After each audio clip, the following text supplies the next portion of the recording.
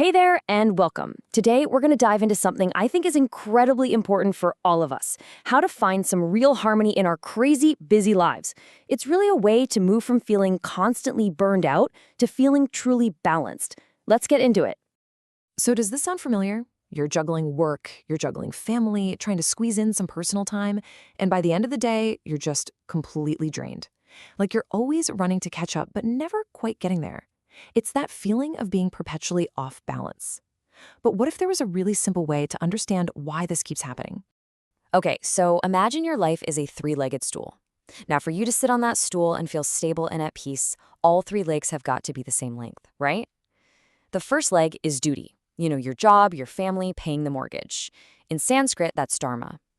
The second leg is service, or seva. That's about giving back to others without expecting anything in return.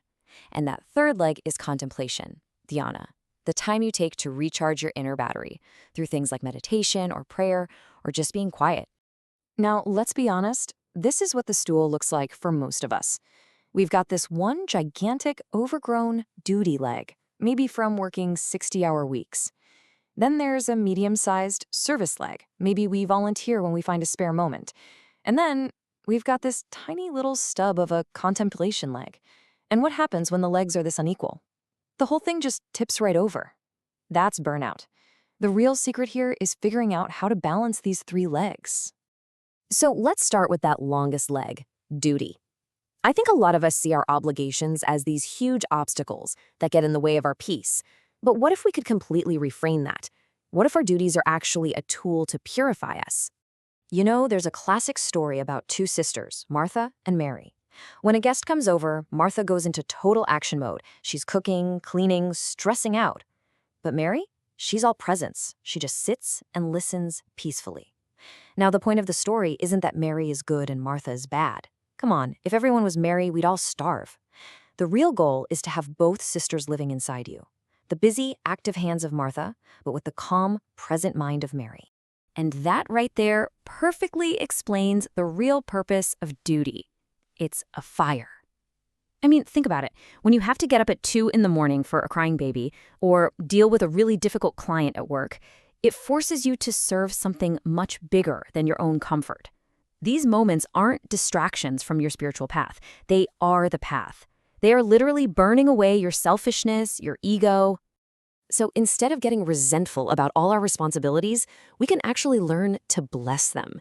We can start to see our office, our home, even our daily commute, not as some kind of prison, but as our own personal training ground, our ashram. This is the place where the real work happens. This is where we learn what patience and sacrifice are all about. All right, now let's move on to that second leg, service. A lot of really kind-hearted people have this problem where they give and give and give until they're completely empty. But here's the thing. True service shouldn't feel like you're being drained. It should feel like an overflow. There's a really important difference to understand here. There's what you could call ego service. It comes from a place of needing to be seen, of needing validation. It kind of has this hidden message of, look at how much I sacrificed for you.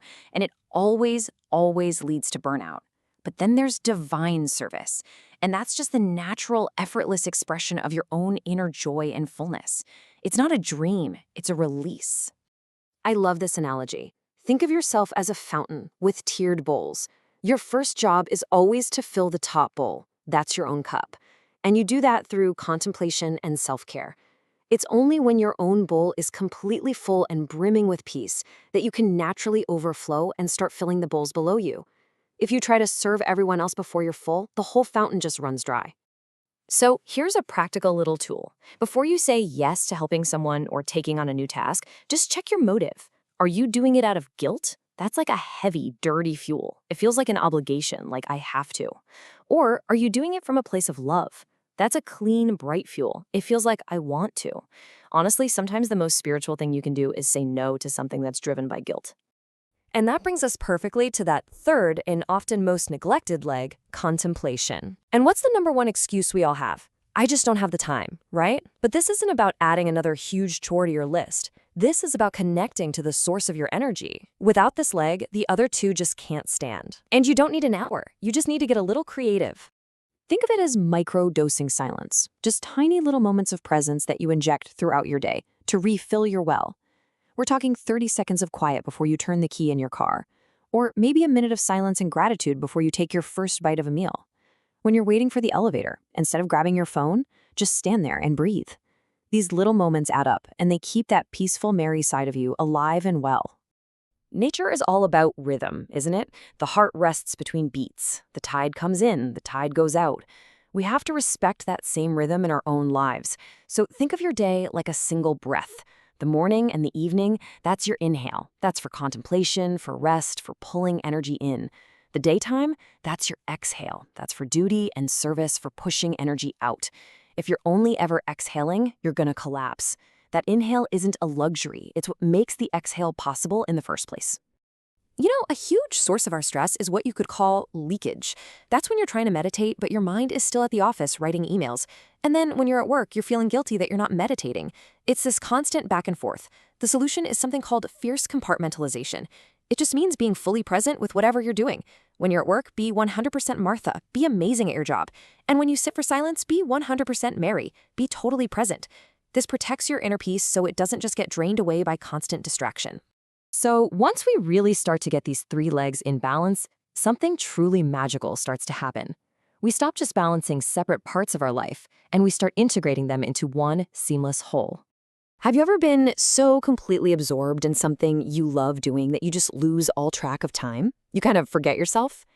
That feeling, that state of flow, what athletes call the zone, is actually a form of meditation. When your work or your service is done with that kind of total love and focus, your ego just dissolves. The work itself becomes your contemplation. And this is the ultimate realization. The goal isn't just to balance three separate legs on a stool. It's to see that all three legs are actually carved from the exact same piece of wood. Your duty becomes an expression of a higher purpose. Your service becomes an expression of universal love. And your contemplation becomes a direct experience of deep inner peace.